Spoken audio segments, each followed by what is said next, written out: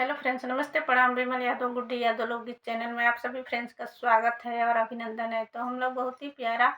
हंसी मजाक ननद भौजाई का नोक झोंक वाला गीत लेकर आए हैं। अगर अच्छा लगेगा तो लाइक शेयर सब्सक्राइब जरूर कीजिएगा और कमेंट बॉक्स में ज़रूर बताइएगा कि ये गीत आप लोगों को कैसा लगा। अच्छा लगेगा तो लाइक शेयर सब्सक्राइब जरूर कीजिएगा और हमारे चैनल को ज़्यादा से ज़्यादा सपोर्ट कीजिएगा। तो चलिए सुनाते हैं।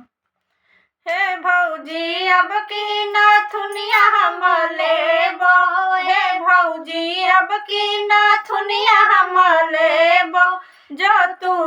ननदो नाथुनिया मंगबू, जो तू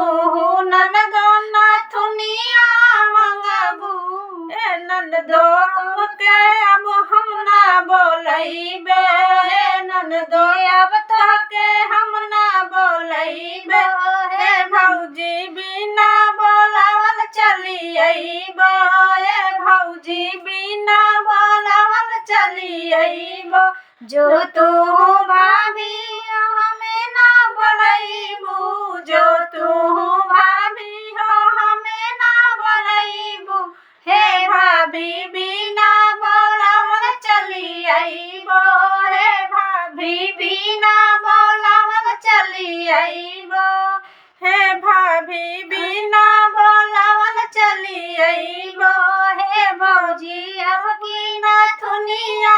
लेबो, हे भौजी अब की नाथुनिया लेबो, जो तू ननदी बिना बोलावल चली अइबू, जो तू ननदी बिना बोलावल चली अइबू, हे ननदो रहिया में कांटा बिछैबे,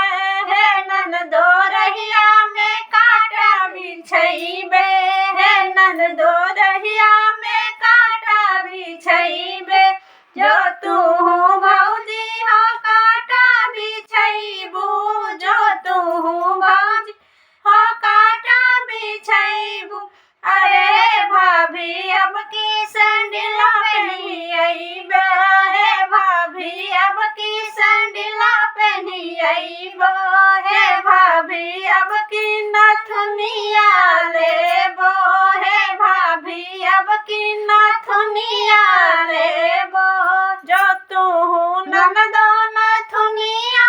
मंगबू, जो तू ननदो नाथुनिया मंगबू,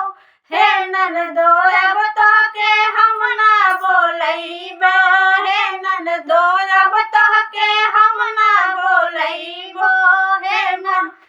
भाभी ना बोलावल चली अइबो,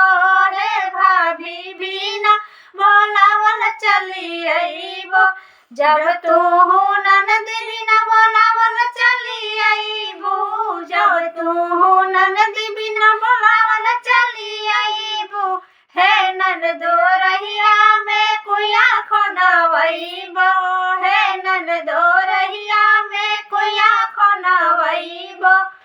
हे भौजी रहिया में कुइया खोनवइबू, जो तू भौजी हो कुइया खोनवइबू, जो तू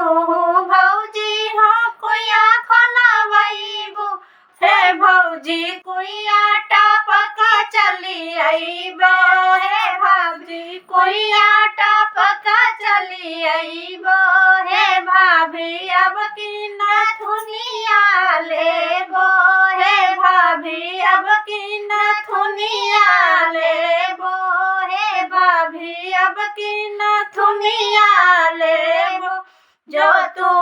ननदो नाथुनिया मंगबू, जो तू ननदो नाथुनिया मंगबू, हे ननदो अब तोके हम ना बोलैबो, हे ननदो अब तोके हम ना बोलैबो, हे भाभी बिना बोलावल चली अइबो, हे भाभी बिना बोलावल चली अइबो, हे भाभी बिना बोलावल चली अइबो, जब तू ननदी बिना बोलावल चली अइबू, जब तू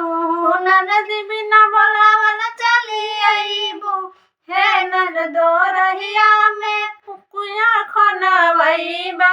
हे ननदो रहिया में कांटा बिछैबो हे ननदो रहिया में कांटा बिछैबो हे भाभी अब की नथुनिया लेबो हे भाभी अब की नथुनिया लेबो हे भाभी अब की नथुनिया ले